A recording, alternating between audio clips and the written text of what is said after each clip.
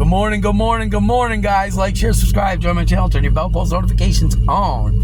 Headed down the shop. I'll see if my brother can figure out what the hell's wrong with this Jetta. Oh, god damn, I hope so. That'd be so nice to get some good info today. Oh, I need gas. We're gonna try the upside thing. Alright, guys. I'll get back to you shortly. It's here for 2 seconds. He's got the motor turning over, but we haven't started it yet. Of course, like I said yesterday, I knew they were jumping at the wrong place. So my brother put a wire there, and he goes to the signal wire, and it kicks out, it turns over the motor, everything.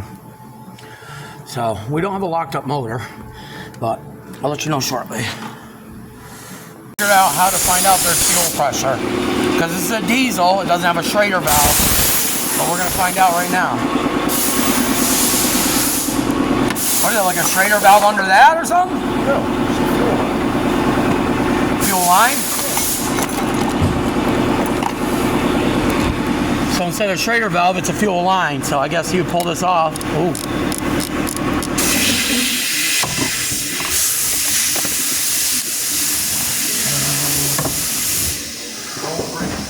No, I'm not. I'm letting you do it. So I guess this is your fuel line. So you pull this off and either turn the key or see if you feel pressure. Which we're not getting a signal wire to the starter. We're still jumping the starter, so I know there's a fuse or relay or something's bad. Maybe the body control module? If anybody knows about these diesels, help me out, but I'll get back to you in 1 minute when we get this hose off. Here. So as you can see, when we turn the motor over, we're getting fuel. So it's probably not the fuel pump. But listen, when we took the jumper off it, the motor kept turning over by itself. Shut the key off. And shut the key off. Tell me what's going on. No, go watch the other video. I'm gonna go watch a couple videos myself. I'll get back to you guys. I'm gonna try to cut the turbo out of the equation. See how it goes from there. I'll put my hand over the intake if it runs away. You can grab something to put there too, just in case. Yeah, I don't think it's gonna run away. It's gonna give you some serious pressure, but the motor's full of diesel right now. That's why it ran away.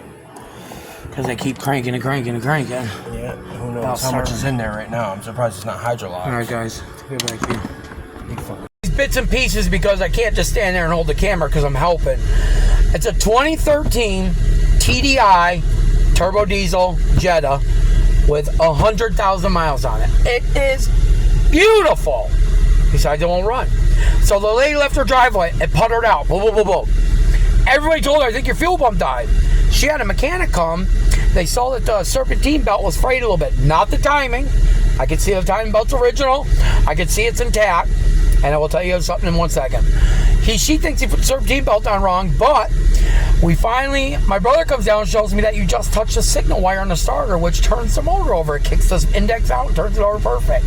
These idiots yesterday took the power wire off the starter, and they were jumping from the power wire to the ground wire, which was making the index just spin. My brother, we put the new starter in yesterday, even though my brother came down today and showed me that all you do is touch the signal wire, which kicks it out and spins it. So, like I said from day one, the guys that I'm having to help me know nothing. We're done with that. I know why I don't bring no cars here no more. Because these guys guess. They had me spend $260 on a starter yesterday. The old starter works perfect. So anyways, motor turns over perfect. I went and bought a battery. Let's see what the battery does. I'll get back to you guys and get the battery in. We're going to spray a little starting fluid in it, see if we can get that motor to finally kick. So, that's what I needed, was somebody that knows what they're effing doing. My brother took 2 seconds. 2 seconds. He hits the starter signal wire, and we got the motor turning over. So immediately, I heard the motor turn over yesterday, so I had a little bit of relief. But the motor turned over really hard and slow. So I still had anxiety about that motor. But now that I heard my brother do this, and it cranks over nice and smooth and fast, I'm very happy now. So at least I know the motor's not locked up. Nothing's wrong. I already checked. There was a timing belt. So that's why I purchased it, because I know it's something dumb. So I'll get back to you guys as soon as we do a little more. We're going to put the new battery in. We're going to spray a little starter fluid and see if we get that motor to kick over.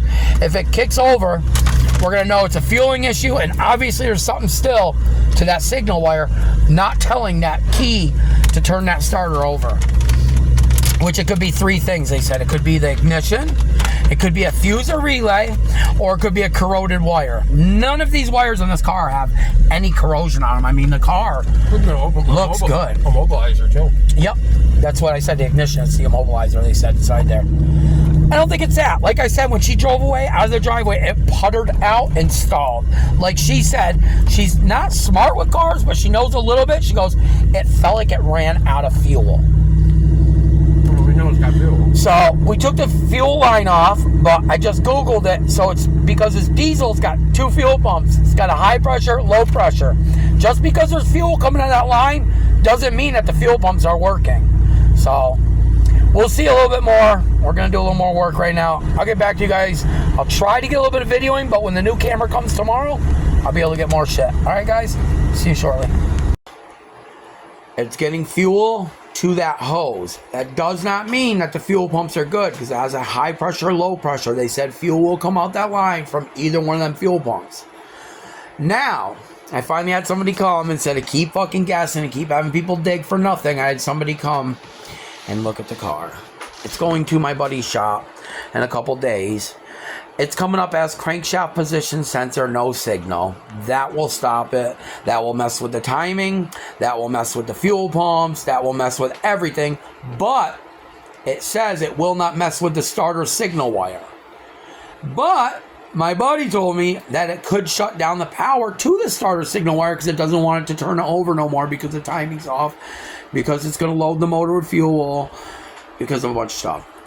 I don't know. To my buddy's shop. He's going to put a crankshaft position sensor in it, and we're going to go from there because that is the only code that is coming up on this car right now.